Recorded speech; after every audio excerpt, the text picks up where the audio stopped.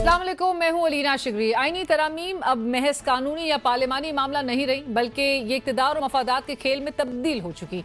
आईनी तरामीम का हालिया सिलसिला कानूनी इस्लाहात से ज्यादा सियासी शतरंज की बिसात दिखाई देता है, जहां शफाफियत को पसे-पुश डालकर उजलत और राजदारी को तरजीह दी जा रही है। हर बार यही दावा किया गया कि अभी कोई हतमी मुसवदा मौजूद नहीं, मशावरत जारी है, या अफवाहों पर यकीन ना किया जाए। लेकिन चंद दिनों बाद नामालूम मुसवदे अचानक कौमी असम्बली और सेनेट की मेजों पर नमूदार हो जाते हैं। मुमकिन 28वीं आईनी तरमीम से मुताल्लिक भी गर्दिश करती ये क्या सराइयाँ इसी सियासी रवायत का महसूस होती हैं। ताहम तरमीम का रास्ता रोकने के लिए JUIFA के सरबराह मौलाना फजल रहमान साहब ने सदर मुमलिकत जनाब आसिफ अली जरदारी साहब को ऐवान सदर छोड़कर उनका साथ देने की दावत दी है।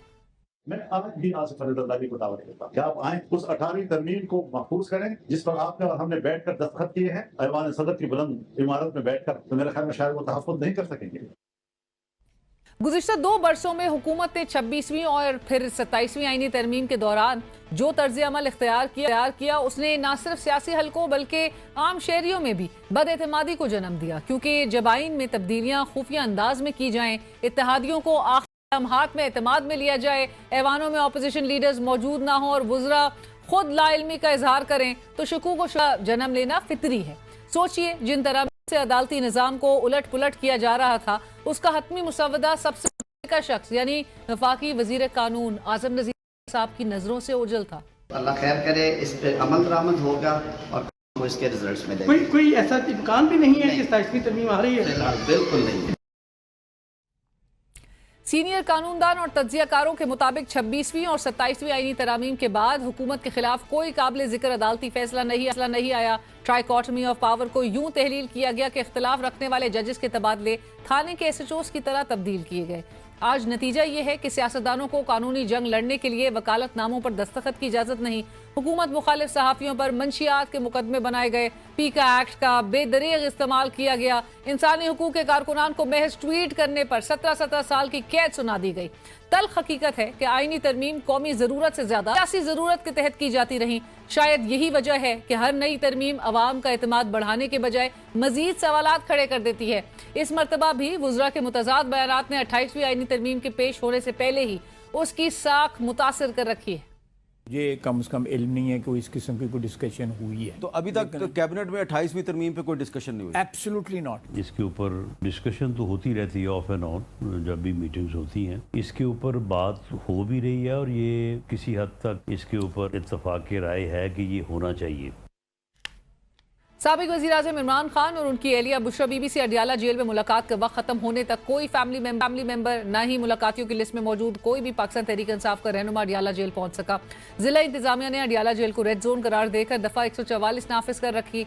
वज़ीर आला खैबर पख्तूनख्वा सोहेल आफरीदी साहब को कई किलोमीटर दूर 26 नंबर चुंगी पर ही रोक लिया गया, जिस पर उनकी इस्लामाबाद तल्ख कलामी भी हुई और पुरअमन तरीके से आ जाते हैं। ये बात मुझे हजम नहीं हो रही कि ये एक सूबे के चीफ एग्जीक्यूटिव को रोड पर रोक रहे हैं, यहाँ पर जो है ये लगा रहे हैं। ये क्या मैसेज देना चाह रहे हैं? ये खैबर पख्तूनख्वा को पाकिस्तान से अलग करना चाह रहे हैं।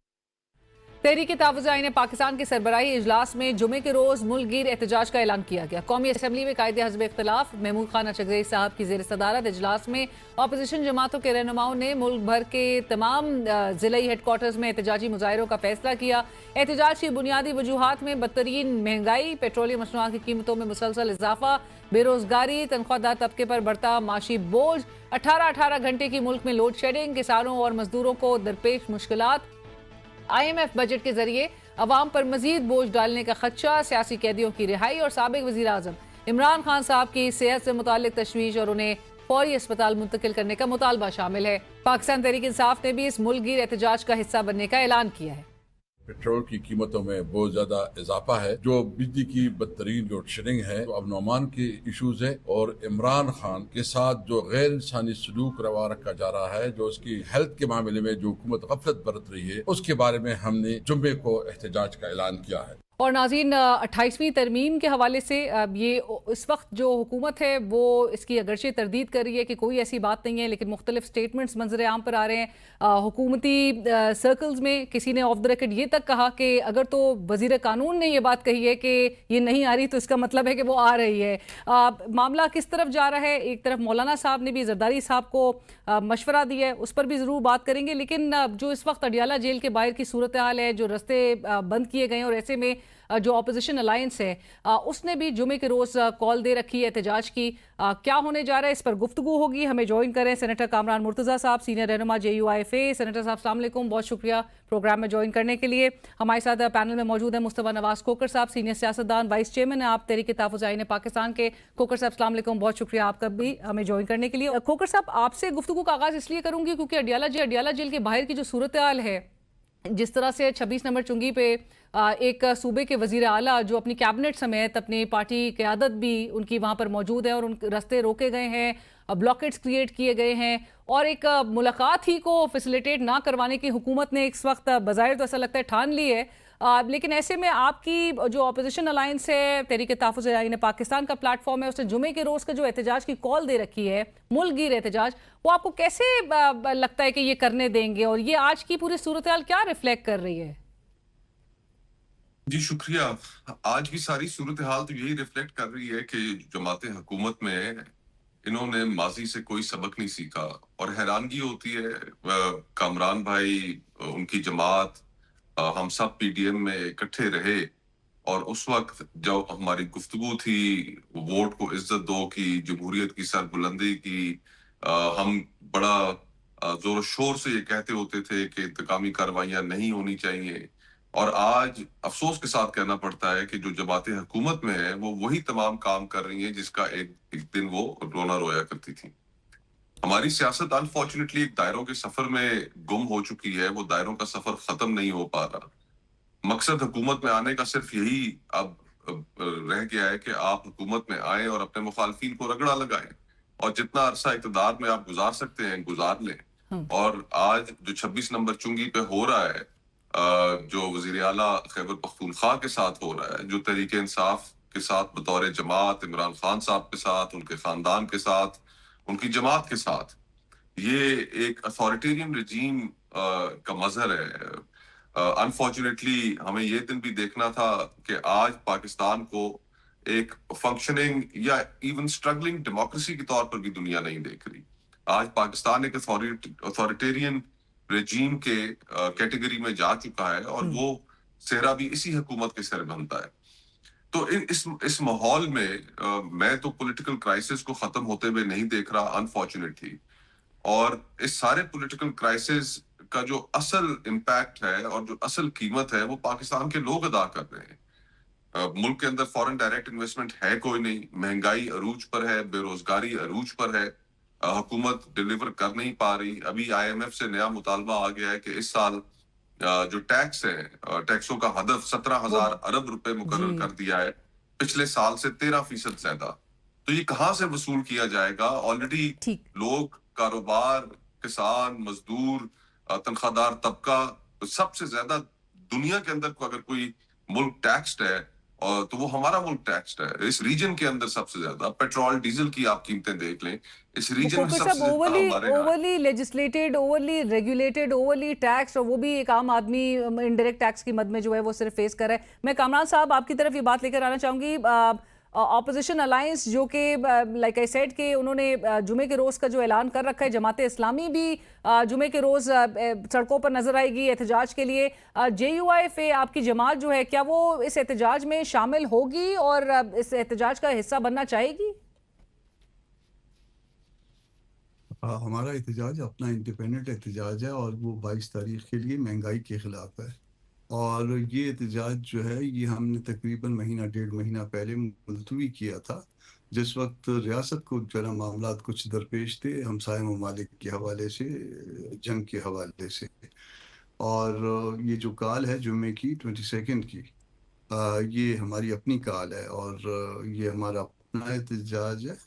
میرا خیال ہے اس میں اس کے بعد شاید GI نے، جماعت اسلامی نے، اس کے بعد جو ہے نا کال دی ہے. ہم 2 جماعتوں کی کال ہے، میرا خیال باقی جماعتوں کی شاید مجھے نہیں پتا کہ کوئی کال آئی ہوگی یا نہیں آئی ہے. تحریک تحفظ آئین پاکستان نے بھی اعلان کر دیا ہے آج جو پریس ریلیز. جی جی کامران صاحب میں نے جس کو پی ٹی آئی بھی اس میں رائٹ مشترکہ طور پہ بٹ میں مولانا نے کافی دن پہلے سے کراچی میں کہا جی اعلان کیا تھا. بالکل صحیح. سو یہ independently J U F A کر گئی. سینیٹر صاحب میں آپ کا ہی کیونکہ آج آپ کی جانب سے بھی ایک جو پرائیویٹ ممبر کے طور پہ جو بل ہے وہ سبمٹ کیا گیا ہے. 28ویں آئینی ترمیم آپ کو لگ رہا ہے کہ حکومت لے کر آ رہی ہے؟ اگرچہ بہت انکاری اس وقت ہے، کب کوئی ووٹر کی ایج لمٹ کے بھی حوالے سے اس کو افواہ قرار دے دیتے ہیں وزیر اطلاعات عطا طارر صاحب. ابھی تک تردید کی جا رہی ہے، کوئی ایسی بات نہیں ہے، لیکن آپ کو لگ رہا ہے کہ یہ لے کر آ رہے ہیں؟ ایک چیز میں تو ہم نے ان کو ناکام کر دیا. اب وہ 28 کا نمبر ان کے پاس نہیں رہا ہے. 28th امینڈمنٹ جو ہے نا وہ آ چکی ہے، بھلے وہ ایک ڈیفینیشن کے حوالے سے آئی ہے. تو اب ان کے پاس 28ویں ترمیم کا نمبر نہیں رہا. کم از کم ایک ناکامی تو ہوئی ہے، باقی بھی انشاءاللہ ناکام ہوں گے. اور یہ جو چاہ رہے ہیں، جو چاہت ہے گورنمنٹل سائڈ سے یا گورنمنٹل سائڈ کے بھی پیچھے سے، وہ جو چاہت ہے یہ اس وقت یا کبھی بھی یہ ملک کے مفاد میں نہیں تھی. میں اس بات پہ بلیو کرتا ہوں کہ اگر یہ کبھی 18ویں ترمیم جس کو کہتے ہیں، یہ اگر 70s میں آ جاتی تو شاید بنگلہ دیش والا سانحہ جو ہے درپیش نہ ہوتا. شاید ہم مشرقی پاکستان مغربی پاکستان ایک ملک ہوتے اور یہ 5 صوبے، 4 یہ اور 5واں وہ صوبہ ہوتا. مگر وہ ہماری تنگ نظری نے جو ہے نا وہ اس حد تک، اس انجام تک پہنچایا کہ ہر چیز جو ہے نا وہ ہاتھ میں کی جائے، سینٹر میں لائی جائے.